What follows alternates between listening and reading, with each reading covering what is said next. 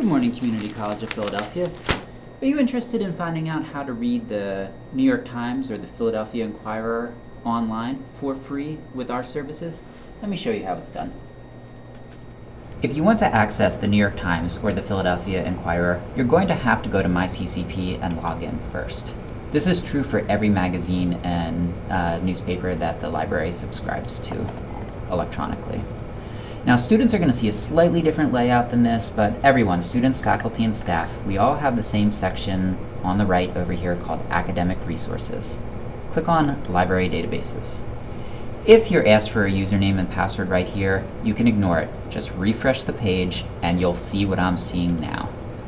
The New York Times and the Philadelphia Inquirer are accessible through a database called Newspapers, which is midway down. Click on that. And then once Newsbank loads the newspapers database, you'll see that you can access the Philadelphia Inquirer through this link, the New York Times here, as well as the New York Times Book Review and the New York Times Magazine. Let's take a look at today's New York Times. Upon clicking on the New York Times, we do see a search screen that allows us to search everything written between, say, 1995 and the present. But if you're trying to read today's issue, click the top link. And now you'll see that we have access to everything from today's edition. One thing that is a little different is it breaks it down into the news desk that was responsible for writing the story. So here we see the business and financial desk. And this story occurred on page 1, so it is a front page story.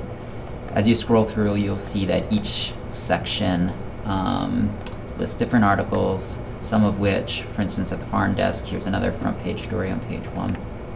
And you can scroll through and read the New York Times like you would in paper form or like you would online. However, now that the New York Times has started to try and put a paywall on what's available online, this is your best way of getting free access because of your relationship to our community.